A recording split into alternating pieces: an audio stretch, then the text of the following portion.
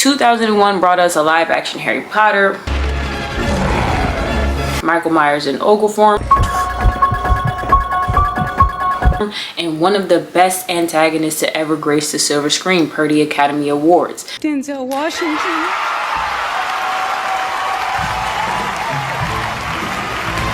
That antagonist's name is Alonzo Harris, portrayed by Denzel Washington in the 2001 buddy cop crime drama, Training Day. This entire film is about watching him execute a plan. A really good plan, I will say. Side note, when it comes to fiction, I will root for the villain. Hey, yo. If they're good at being bad, I'm gonna get behind them and I'm gonna give them their 10s where 10s is due. But Alonzo's plan ultimately fails due to one thing. Well, two things technically. One was plot convenience, but we're not going to talk about that today. We're going to talk about what happened in the universe that led to Alonzo's unfortunate demise. I've broken Alonzo's plan down into 3 phases. There's a 4th phase, but it's like impromptu, like a plan B type of situation. So I'll get to it when I get to it. But the original plan was supposed to be 3 phases. At least that's what I come to believe. So this video is about how a really good plan ended up failing and a very bad man got turned into Swiss cheese. All right, let's get to it. The movie begins with rookie cop Jake Hoyt, portrayed by Ethan Hawke, waking up at 4:59 in the morning. He literally wakes up early to fight crime. Please keep that in mind. He turns to wake his wife only to find her treating their newborn daughter to breakfast. Fast forward an hour later to when normal people wake up. And he receives a call from a man who serves to set the tone for his day. His training day. Roll ferries go to roll call. We don't go to roll call. This man is Alonzo, and he punks Jake one of the many times this morning and begins the first phase of his plan. I call this phase the fill him out phase. He hangs up on the rookie cop mid-sentence as he's thanking Alonzo for giving him a chance to join his division.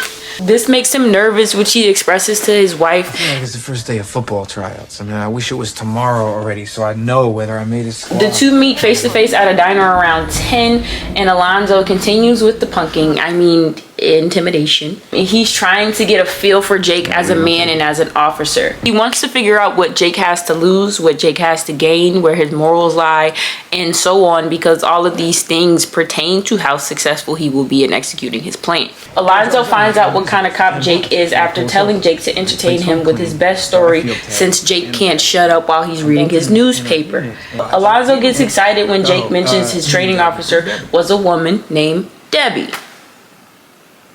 Even asking if she had a liquor license. Was she a dyke, a lesbian? Well, that excitement soon fades as Jake continues his story that's less about the woman and more about a DUI stop that turned into a drug bust. Alonzo is not amused. Jake takes pride in being a good cop. This is made abundantly clear in this encounter between them. Alonzo wanted to hear something sleazy. You could be out there with a fine bitch for a year, and the most entertaining story that you can come up with to tell me is a drunk stop.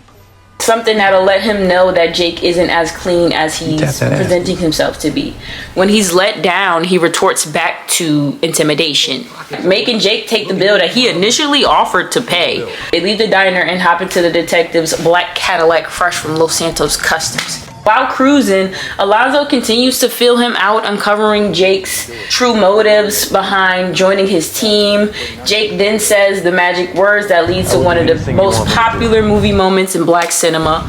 My nigga. Let me sit up straight since I'm a detective. That's what I was going for, by the way. I wanted to look like a cop. A narc, if you will. The next part of the phase is completed when the two ambush a lime green punch buggy with 3 college students in it, listening to what was a lot of millennials' emo awakening. Cut my life into pieces. This is my last resort.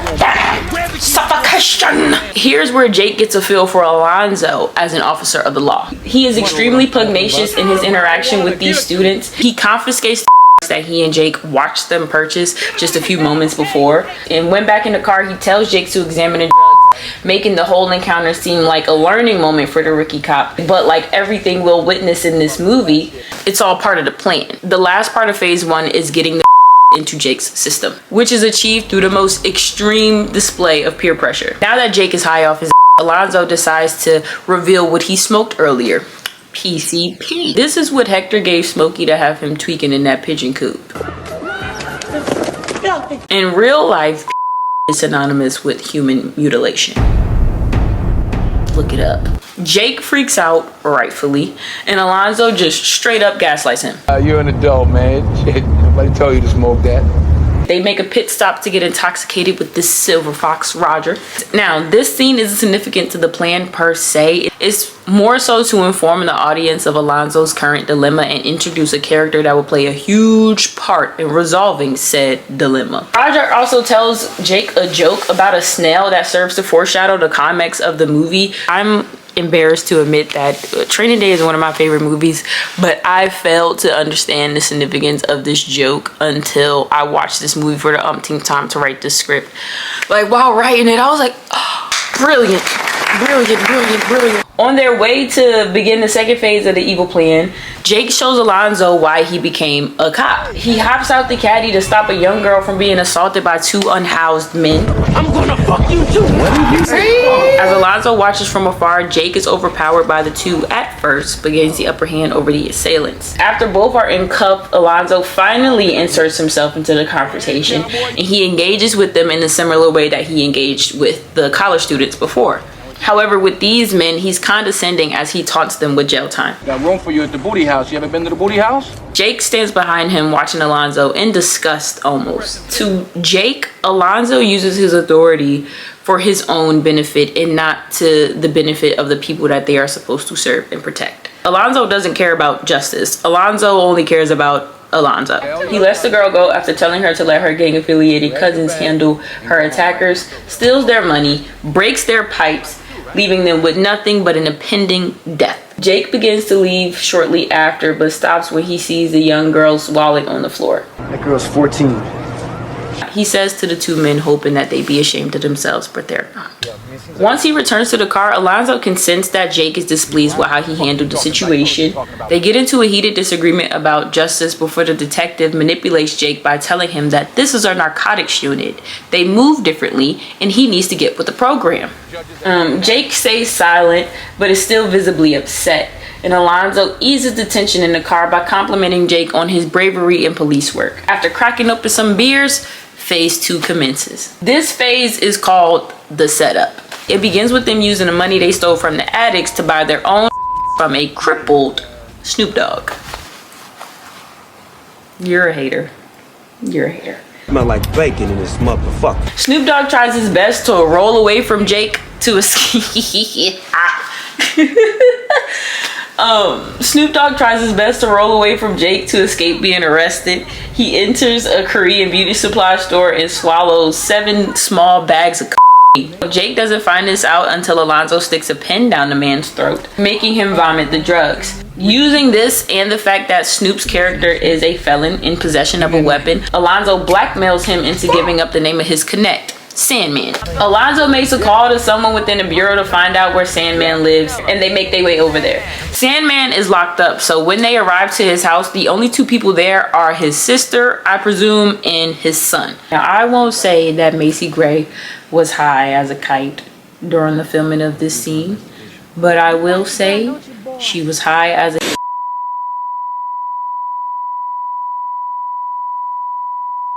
They tell her they have a search warrant, and Alonzo heads to the bedrooms, tearing them apart, hopefully trying to find some money, which he does. Once Macy figures out what's going on, she screams to the thugs across the street to blast them fools! And Jake almost shits himself, but Alonzo was ready. This is, without a doubt, the coolest scene in the movie to me. That man is a gangster with a badge. He's a thug with a badge. After acquiring the goods, they head over to one of Alonzo's little itty bitties located in the jungle so that Jake could get some food and Alonzo could get some ass. He also sets up a meeting with LA's finest, the 3 wise men. When there, the 3 wise men emphasize how serious Alonzo's dilemma is. I don't talk to dead men. A week ago, while Alonzo was in Vegas, he beat a man to death, which isn't surprising at this point in the movie. That man had Russian mob ties, and now Alonzo has a $1 million price point on his head. So during this meeting, Alonzo pays one of the men with the money he stole from Sandman to get a real warrant to execute in order to begin phase 3. This phase is called... We meet Alonzo's band of misfits, which include Dr. Dre, who seems like he's trying to audition for Def Jam Fight for New York. Shit, if you say we can get away with it, I'm with you. Know what I'm saying? Who the fuck is this? The group also includes this guy who I believe has never played a decent human being in the movie. He always plays a bad guy. To no one's surprise, at least not mine, Roger is a crooked cop. Vampires want my pension. Who's being taxed by the three wise men on Alonzo's behalf. Roger has been doing this for quite a while based on the fact that he had $4 million stashed under his kitchen floor. Now, phase 3 was supposed to be very simple. Execute the warrant, rob Roger, get $1 million for the Russians, pay off his team, walk away with his life, a new team member, and another big arrest under his belt. This was supposed to be it, but Alonzo was unfamiliar with Jacob motherfucking Hoyt. Jake doesn't take his portion of the money. Like this. And this is when the plan changes. Now the plan is to Roger and say that Jake did it. Now Jake is outraged by this, of course, but Alonzo hit him with the sad truth of why he was chosen today. On through, Roger opens fire, bang, bang, hits Jeff twice. Our new guy, Hoyt, he's in second, drops Roger with some fine shotgun work. If Jake took the money, then he would have gotten the position and $250,000 for all his trouble and his trauma. Okay? If he didn't, he would be the scapegoat for Roger's death. 5 decorated officers are pointing their finger at him and saying that he was the one that shot Roger. Plus, he's been under the influence of drugs and alcohol since, what, 11 o'clock in the morning? Jake is backed into a corner, but he doesn't back down. Even when Alonzo points another him. Jake demonstrates that Debbie definitely did her job as a training officer, and Alonzo talks him down before the ambulance and other officers arrive. Dr. Dre says this. We need to just kill your boy right now and say Roger got him coming through the door. Jake does this. Now we've entered the final phase of Alonzo's master plan. Get rid of Jake the Snake. I'm gonna zoom through this fairly quickly because I really want to talk about Jake and my disdain for him. But phase 4 is simple. Yeah, just make sure that bathtub is clean, homie. Jake. Alonzo's arrogance convinces him to leave Jake's death in the hands of other criminals instead of handling it himself, and it comes back to bite him. He drops Jake off at a house full of Chicanos and leaves him to play poker with the 3 amigos, Smiley, Sniper, and Hector. Now that joke is not racist, okay? They're Mexican. At least the characters are. This man isn't though. He's like Pacific Islander or something like that. Not even a lick of Mexican. Got the role too, got the most lines. Alonzo never comes back from the bathroom because he paid Smiley and his friends to kill Jake in a very brutal way. Jake is saved by the pretty pink wallet he picked up from saving a teenage girl earlier. Jake takes the bus to the jungle, kicks Alonzo's ass, takes the money, leaves the crooked cop for dead. End of the film.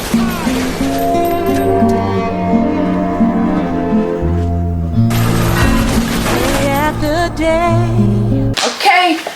Now, let's talk about Jake.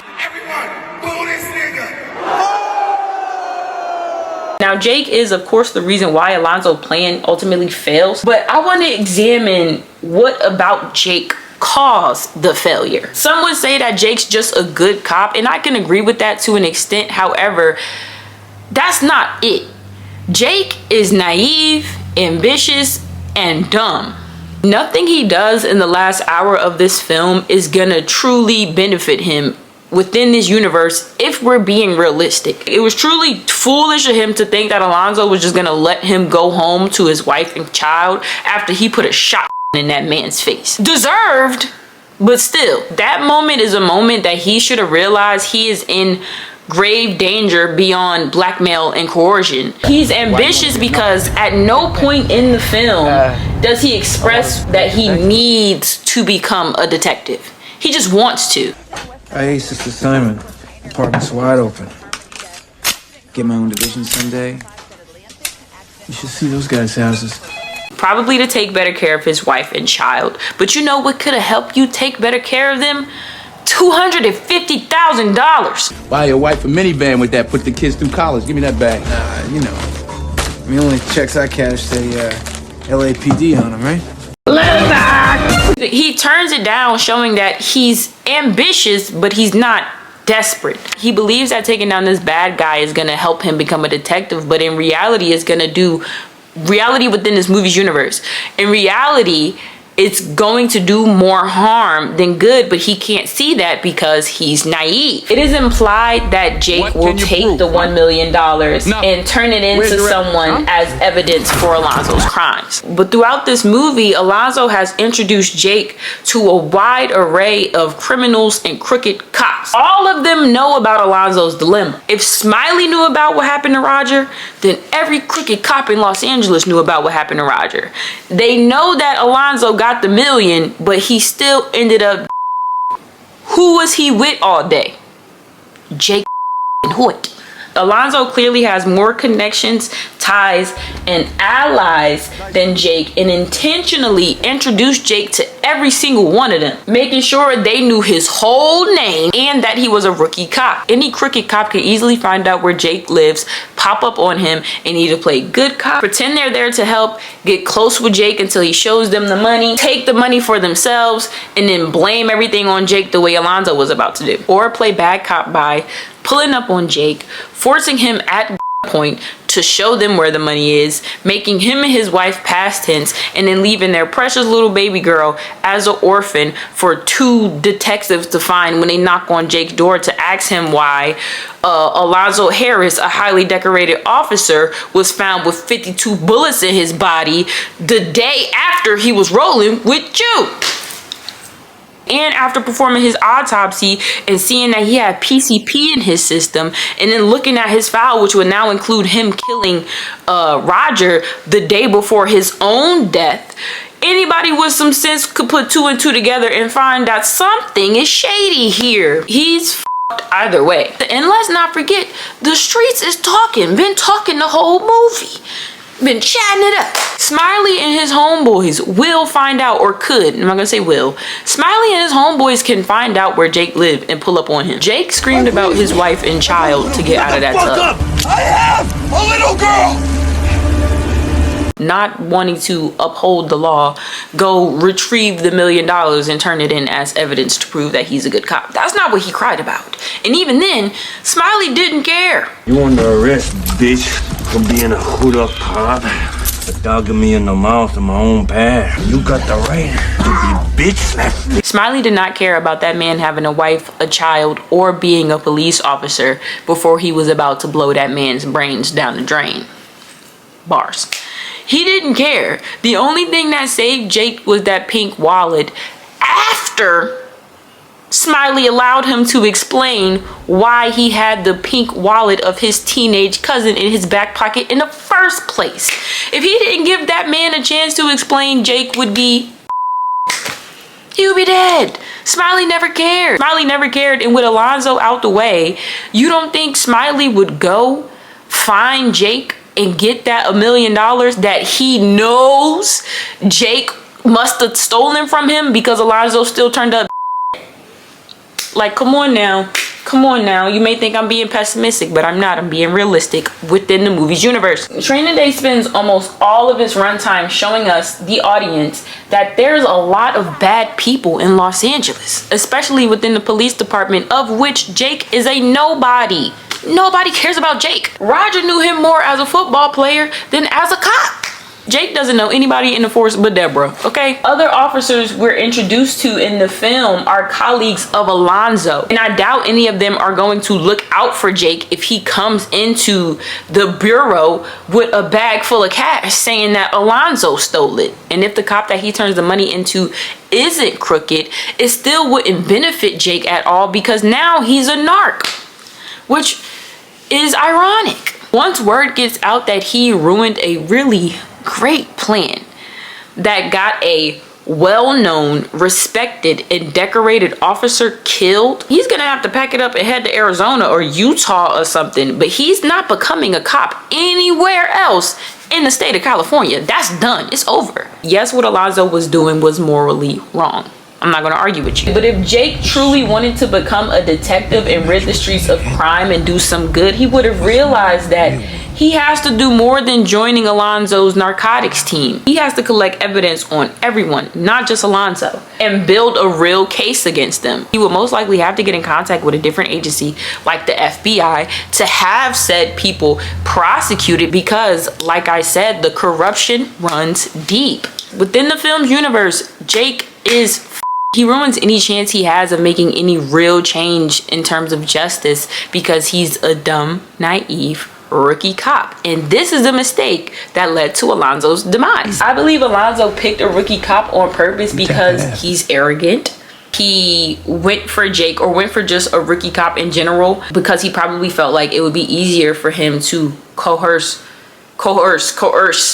Jake because he doesn't know any better. However, I believe personally that it would have been safer to go with a seasoned cop who's been at it for a couple of years, probably seen things on their own without the influence of Alonzo. Maybe they have a spouse, they have children, a mortgage, so on. This would make them 1,000 times easier to influence when given the money, when given an opportunity to be on Alonzo's team, and overall more open to corruption when they witness how far it can get you. I mean, Roger did have $4 million buried under his kitchen. In conclusion, Alonzo should have listened to Dr. Dre. Shut your lame ass up, nigga. I'm not advocating for corruption in the police force in real life. This is a fictional movie. None of these characters are real. They only exist when you watch the film. Please shut up.